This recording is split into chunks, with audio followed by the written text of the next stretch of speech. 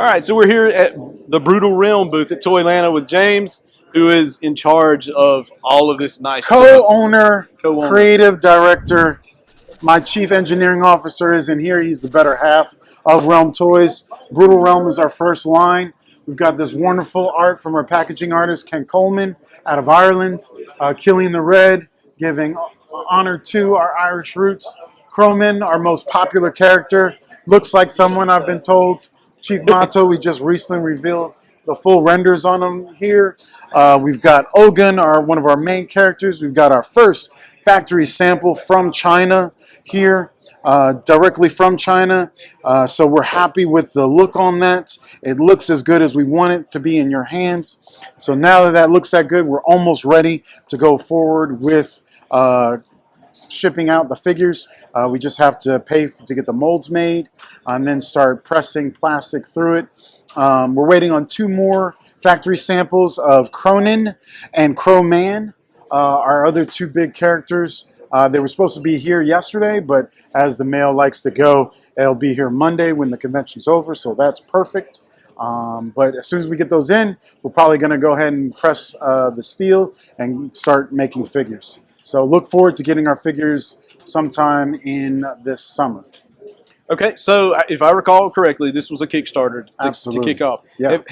Have you shipped any of those out, or are we still waiting on We're those? still waiting. We're in the stage right before the molds are made, and we start pumping hot plastic through those molds to actually create the toys. This is the step before the actual mold is made. So the factory in China made their own version of the figure to make it ready for the mold. So this is right before they cut the steel for the plastic to go through. And then once we get that mold made, we'll get another sample. It'll be black and white and pink and purple and all these different colors of the plastic they have, but it'll be from the actual mold, and we'll see how good it actually feels in hand being an actually mold-made toy. There are different names for all these different mold samples and test samples and things of that nature, but that's getting too far in the weeds.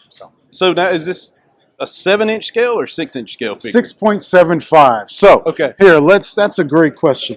Let's bring out comparison figures. So you've got He-Man here from Motu. So He-Man is 7-inch scale, and as you can see, I hate when people don't pose the figure properly.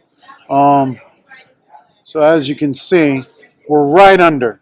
So if you have like Zesray Studios, if you have Marvel Legends, Hercules, if you have G.I. Joe Classified, Sergeant Slaughter, that is the scale that we are. We're Motu Classics. If you have Motu Classics, pretty much the exact same height. Okay. So we're 112 scale, larger 112 scale. And then we're probably going to release a larger body because there's different heights, even in our universe. That'll probably be 7-inch scale. And then there might be something even bigger than that. So look forward to that. What does the average figure run? So our basic barbarians, like Cheeton here, is $36 on Big Bad Toy Store. On our Kickstarter, he was $32. And if you backed us on our Kickstarter, you got that great deal. For our more deluxe figures, such as Ogun, Cronin, and Crowman, they are $39.99 on Big Bad Toy Store. And then General Grimskull, who will come with a cloth goods cape and has a lot of new accessories, he's going to be $45. And his cloth goods cape is from C. Jessam. I think some people have probably heard of him. This is just like a printed prototype. So yeah, we have 3 different tiers. So hopefully there's something for everybody. All right, looks cool. So what kind of date can we expect to get that first one? Summer. Summer.